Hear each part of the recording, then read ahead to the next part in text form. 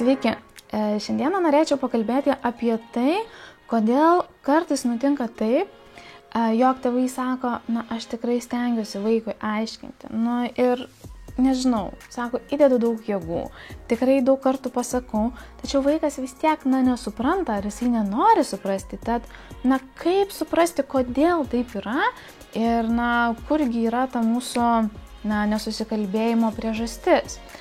Be abejo, jų gali būti tikrai nemažai ir gali būti įvairių, tačiau šiandieną norėčiau pakalbėti apie vieną tokią tikrai dažną priežastį ir apie kurią tėvai retai susimąsto.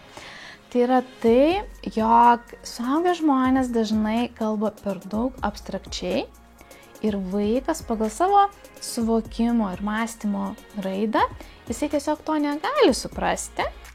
Ir nutinka taip, jog tėvai galvoja, kad vaikas specialiai neklauso, kad vaikas galbūt maivosi, tačiau šioje vietoje yra tikrai taip, jog vaikas tiesiog nesupranta ir jam sunku suvokti, ko mes norime. Vienas iš pavyzdžių iš mano pačios gyvenimo, tai yra iš mano vaikystės, pamenu, kai mano darželio auklėtoja turėjo kažkur išvykti ir mus nuvedė į kitą grupę. Toje auklėtoje susodino mus prie stalų ir mes turėjom daryti darbelį ir jinai sako, aš dabar išeinu kažko pasiimti, per tą laiką jūs susikaupkite ir aš grįšiu. Ir aš kaip dabar pamenu, man buvo maždaug 5-6 metai, aš sėdėjau labai pasimetusi, nes aš nežinau, ką man daryti, kaip man čia susikaupti, ko reikia. Ir aš žiūriu į kitus vaikus ir matau, kad jie liktai susikaupę, o aš nesuprantu, kągi man reikia daryti. Ir iš ties tas nutinka dažnai vaikam. Tad kas yra labai svarbu, pasistengti vaikam kalbėti tikrai labai konkrečiai, labai aiškiai, per daug, nekalbant per daug, nesakant per daug žodžių, nenukrypstant per daug, taip pat kiek tik įmanoma pailiustruoti, arba kažkokia medžiaga paveikslėliais, arba geriausiai savo veiksmais ir pamodeliuoti, parodyti, kaipgi tas atrodo. Pavyzdžiui, vienas atvejis iš mano darbo, kuomet mes dirbame su ikimokyklinukų vaiku ir mes tą darėme kartu su mama. Mes žaidėme kartu žaidimą, kuriame reikėjo padėti korteles ant kitų kortelių. Vaikas, jisai toks stiprus charakterio, aktyvus, jisai tikrai labai stengiasi žaisti, jisai buvo susikaupęs, tačiau jisai korteles taip dėdavo labai aktyviai, taip, ir kitos kortelės pabirdavo ir toks truputį buvo chaoso toje situacijoje. Mama pradėjo sakyti tam vaikui, pavyzdžiui, Jonui, sako, Jonai, dėk švelniai, kitas ėjimas, Jonas, vėl deda taip. Mamai, matau, jau darosi, piktoka, Jonai, aš pasakiau, dėk švelniai. Vaikas, ir mama, matau, kad sako, matote, jisai, negirdi manęs. Tuomet aš pabandžiau kitų būdų parodyti, tarkime, Jonai. Sakau, Jonai, žiūrėk, kai mes dedame kortelę, mes ją dedame švelniai. Žiūrėk, kaip tai yra. Taip, ir padėjau. Ir Jonas suprato, kitą savo ėjimą, jis labai gražiai, net jau per daug skrupulingai padėdavo tą kortelę.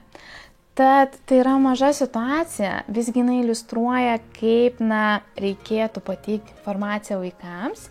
Ir labai svarbu suprasti, kad vaikas to nedaro specialiai, tiesiog jis dar to negali suprasti.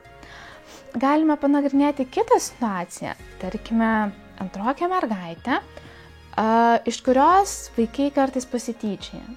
Gal ne tiek pasityčia, kiek, taip nori užkabinti. Ir jinai labai audringai sureaguoja į situaciją, tuomet vaikams pasidaro įdomu ir jie, dar labiau tą savo elgesį tęsia. Kai tėvai kalbėjo apie tai, kad, tu nekreip dėmesio, tu tiesiog nusisuk ir nueik, jai atrodė tai, vienaip. Tai pavyzdžiui, jinai nueidavo ir nueina, ar ne? Vadinasi, kiti vaikai mato, kad, taip, emocijos tokios gana stiprios ir gal visai įdomu dar ją paerzinti. Tuomet mes su jie pavaidiname situacijas. Aš pabuvau, ta mergaitė, kurią kiti užkabina, jinai atėjo, pasakė negražius žodžius, aš parodžiau, kaip, jinai gali reaguoti, pasakyti, stop, man tai neįdomu ir nueiti. Ir tokiu būdu vaikas, suprato, apie kągi mes šnekame. Ir tokių abstrakčių pamokymų, abstrakčių frazių, aš manau, kiekvieno vaiko gyvenime atsiranda labai daug. Ir tuo metu kyla taip pat ir nusivylimas vaikams, nes jie pradeda pykti ant savęs, kad koks aš, kažkoks netoks, nes aš nesuprantu. O jeigu dar ir suaugę pyksta, kaip tu nesupranti, vaikas užsisuka į tokių tikrai labai nesmagių ir negerų emocijų ratą. Tad tikrai siūlau pagalvoti jums, kokiu būdu jūs pateikėte informaciją, kokiu būdu jūs stengiatės ugdyti vaiką ir mažinti abstrakčių pasakymų ilgų pokalbių, tiesiog labai trumpai, aiškiai, konkrečiai ir iliustruojant arba savo modeliavimu, arba kita medžiaga, kalbėti su vaiku ir tuomet stebėti, kaip keisis jūsų gebėjimas susikalbėti ir išgirsti vienam kitą.